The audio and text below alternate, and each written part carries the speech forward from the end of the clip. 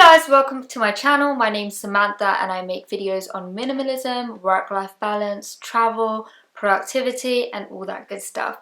So I've been practicing a no-buy since the beginning of this year, and today I wanted to make a video of all the lifestyle habits that have crept up on me as a result of my no-buy. Now, for those of you who don't know, a no-buy, low-buy is a movement on YouTube and perhaps on other social media as well, where people commit to not spending any money, and everybody has different rules for their low buy, no buy, because obviously you do have to spend some money. For example, you need to buy food and you need to pay electricity bills. For me, I've been very strict with my low buy, no buy because I never really had a shopping problem, and it was just something that I wanted to practice in order to appreciate things more, to not be so materialistic, to remember all the good things in life. Now, I'm not judging anybody who spends their money on loads of clothes or is really invested in the consumerist lifestyle. I think everybody can live their lives however they want, so this is no judgment and no shade. The rules that I set up for myself were that I would buy no clothes, and I have done. I've slipped up and I will talk about that in another video. I've not bought too many pieces, probably about 2 or 3, and I can buy replacements if my makeup were to run out, for example, like my mascara or my eyeliner. Everything non-essential was a no-go. But you know, obviously I've slipped up here and there, but on the whole I've been really good, and I feel that as a result of my no buy, a lot of lifestyle changes have happened, namely 6. I've narrowed down the list to 6 and I'm going to talk about them today. So the first habit that I've adopted is really intentional living. I go to the gym nearly every day and I meal prep nearly every day, and these are 2 things that I've been trying to do for many a year. We all know that these things are good for you, but they're really hard habits to incorporate, and this year I've been successful, and I really feel it's because I was successful in my low buy, no buy, because I was so successful. I could see how much I was saving, I could see how much I was reducing my costs, that it gave me the real confidence and the boost to be able to live intentionally and make these habits that I've wanted to incorporate for so long real habits. I also find that I have a lot of spare time now, just because I'm not interested in shopping. I know that I'm not allowed to shop. That's made me have a lot of free time which I needed to fill up, so I've just become much more productive.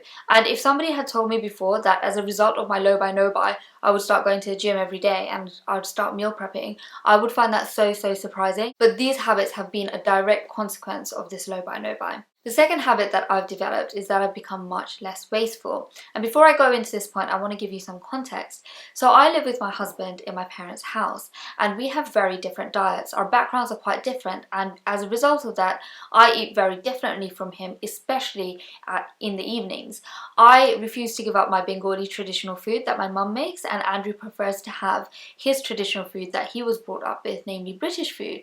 But because he's one person and it's difficult to buy for just one, because food comes in quantities that's made normally for more than one person, and because he travels so much, he does end up producing quite a lot of food waste. And because I now meal prep, I've been taking inventory of his food waste and been incorporating that into my lunches. And so it's a pretty much win-win situation for everybody. There's no food waste and I get to supplement my lunches and really save on money for my lunches. So basically I create a salad and I top up with whatever Andrew has left in the fridge. The third thing I've got into is not buying multiples and not buying backups, and I was the backup queen. I had 2 of the same jumpers that I really liked, I had multiple jeans that I really liked, and honestly I've given that habit up. I do think it was good in a way because I do have stuff to wear, and I have not needed to shop at all this year because I've got so much stuff. Now, in terms of so much stuff, I think if you compare my wardrobe to somebody else's, you'd actually think that it's actually not that much, but I somehow managed to keep my clothes really well. I have clothes dating back to 2007 in my wardrobe that are in really good condition. In 2007, I was in my mid-20s and I was clubbing a lot, going out a lot. I used to have this one good friend and we used to always go out, and I went through a spate of buying clothes. And a lot of those clothes from that time has lasted.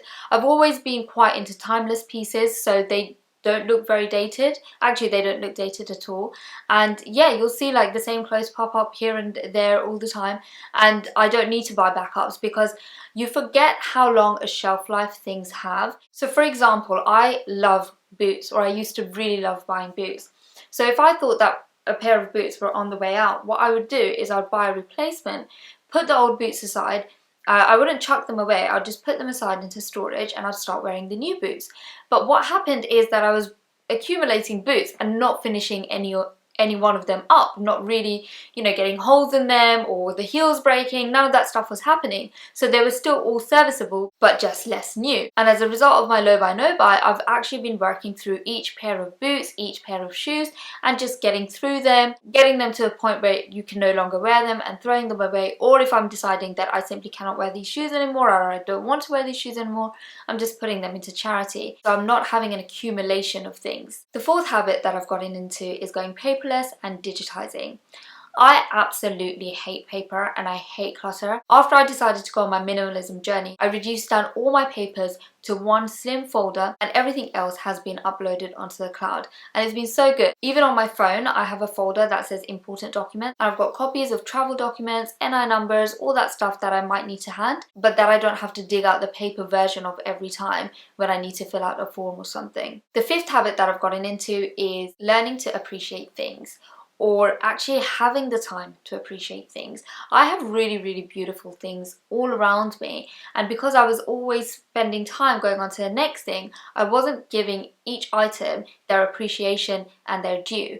And now because I have so much less, so for example I've got one tub of Vaseline and a pair of sunglasses, and these were things that I had multiples of, so I used to lose my lip balm all the time, but because I have only one Vaseline, it's really precious to me, and I make sure I always put it back in my makeup bag. I never put it in my pocket or anywhere where it could get lost or where I could forget about it, and I really appreciate that small Vaseline. In the same way, I have one pair of sunglasses that I got on my trip to Jersey, which I recently went to, and I got it for free and I absolutely love it. It's these white pair of sunglasses and you'll see it in many a vlog. And my last habit is that I no longer buy lattes from coffee shops, and I've really lost the taste for them because I've not had them in so long that when I do have them, I mean, I'll have them on a weekend or something or on a one-off. It's such a hit of coffee that I've slightly lost the taste for them because it can feel a bit too much. At the moment I have instant coffee, which is perfectly fine. I've never been a coffee snob. I've always enjoyed instant coffee, and this habit is the thing that's made the most difference in my bank balance.